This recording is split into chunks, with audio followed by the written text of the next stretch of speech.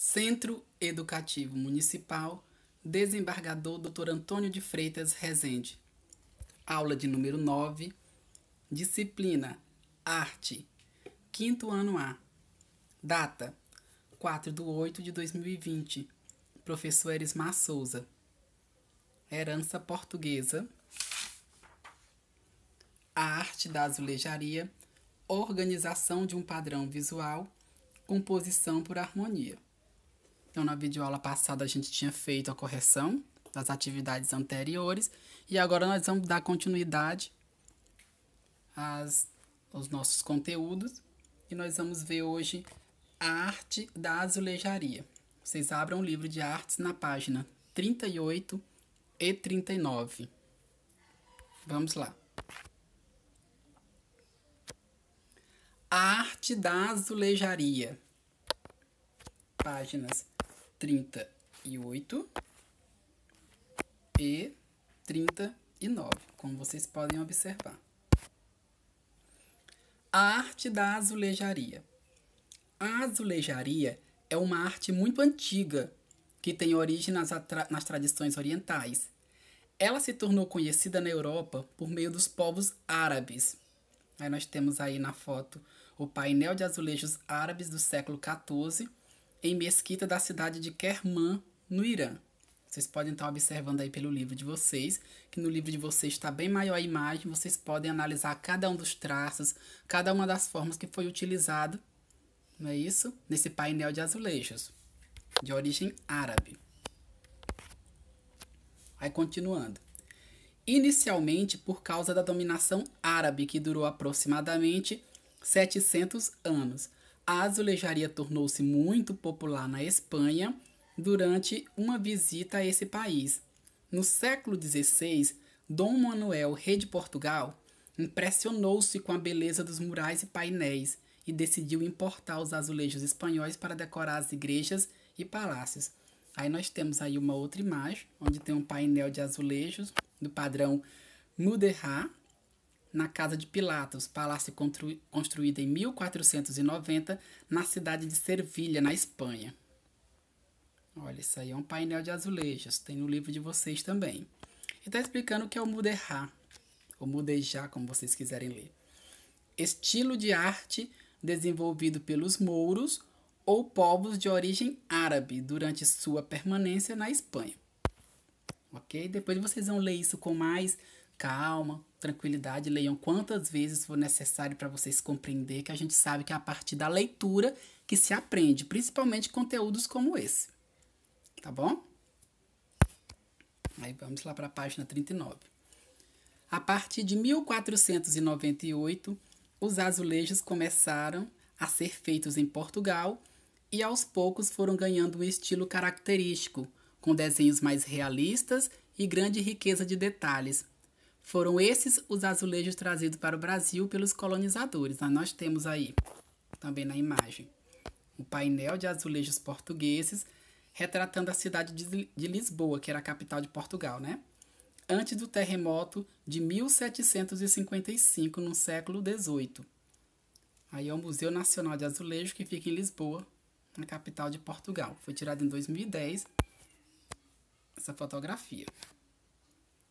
Aí na página 39 nós temos uma atividade prática, não é isso? Que é construir um azulejo utilizando papel. Vocês podem até ler essa atividade prática aí, viu?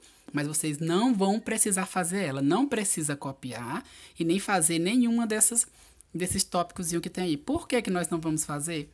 Porque eu já pedi numa videoaula anterior. Vocês lembram que eu pedi para vocês desenharem um azulejo português para mim e vocês enviaram a foto? Então nós já fizemos ele, então não precisa repetir, tá bom? Mas vocês leiam todo esse assunto, o conteúdo que tem aí. Pois vocês sabem que aqui na videoaula é um pouco rápido, né? Então vocês leiam com bastante calma, porque tem algumas questões para resolver que é baseada nesse assunto. A arte da azulejaria. Páginas 38 e 39. Agora nós vamos precisar do livro nas páginas 40 e 41. Vocês podem virar aí para a página 40 e 41. Eu já coloquei o meu. Aí vamos lá. Organização de um padrão visual. Aí tem explicando aí, né? Na linguagem visual, o padrão é o quê? É a repetição de linhas, de pontos, de cores. Nós podemos ver padrões em painéis de azulejos, nas estampas de roupas, de tapetes, por exemplo. Os elementos visuais de uma composição podem ser organizados por contraste ou por harmonia. Em uma composição visual, o contraste pode ser obtido com elementos que se opõem, como ocorre com as cores complementares. Aí nós temos aí a composição de contrastes de cores complementares, ou seja, são cores que você colocando desenhos de outra cor sobre ele, dá para destacar, dá para a gente enxergar bem, certo? Isso aqui é um contraste, tá bom? Aí temos aí um círculo cromático, vocês podem observar, vocês vão ler novamente isso aí, né? Círculo cromático. É possível perceber quais os pares de cores complementares. No exemplo ao lado, a seta mostra que o verde está em oposição ao vermelho, o que indica que o verde e o vermelho são cores complementares. Ó, como vocês podem analisar aí, ó. O vermelho, ele tá ao contrário, não é isso? Do verde, olha aqui. Então, é cores complementares. O verde é uma cor complementar, certo? E assim como pode ser outro, ó. O amarelo escuro com o azul mais escuro, não é isso? O azul marinho, certo? O verde claro com o rosa. Todos são cores complementares, que é um inverso do outro. Ok? Aí até pergunta, que outros pares de cores complementares você poderia indicar? Não é isso? Aí uma resposta pessoal, né? Quais são esses outros pares de cores que vocês poderiam indicar? Além das cores, uma forma de contrastar elementos em uma composição visual é por meio de texturas. Veja o exemplo ao lado. Aí temos um painel de azulejo com cores e texturas contrastantes. São Luís do Maranhão 2008, que foi tirada essa foto. O que são contrastes? Além das cores que nós vimos ali, não é isso? Que são as complementares, nós temos formas diferentes. Então, há um contraste de cores e de formas. Aí aqui na página 41, vamos colocar aí, vocês estão observando, tem uma outra atividade prática, né? Aqui eu passei demais, eu não coloquei ela aqui, na verdade, porque na página 41 vocês viram que tem uma atividade prática, né? Deixa eu voltar aqui. Isso aqui, né? A gente também não vai fazer ela, tá bom? Porque essa atividade só era possível se a gente tivesse lá na sala para explicar bem direitinho para vocês, apesar de que isso não é difícil de ser feito, mas não é necessário fazer, ok? Então, vamos lá agora para as páginas 42 e 43. Nas páginas 42 e 43, nós temos a composição por harmonia e depois nós temos uma outra atividade prática. Essa atividade prática, nenhuma delas nós vamos precisar fazer, certo? Porque prática a gente teria que estar na sala de aula para fazer elas, então a gente não precisa fazer. Então vamos só ver o conteúdo aqui sobre composição por harmonia.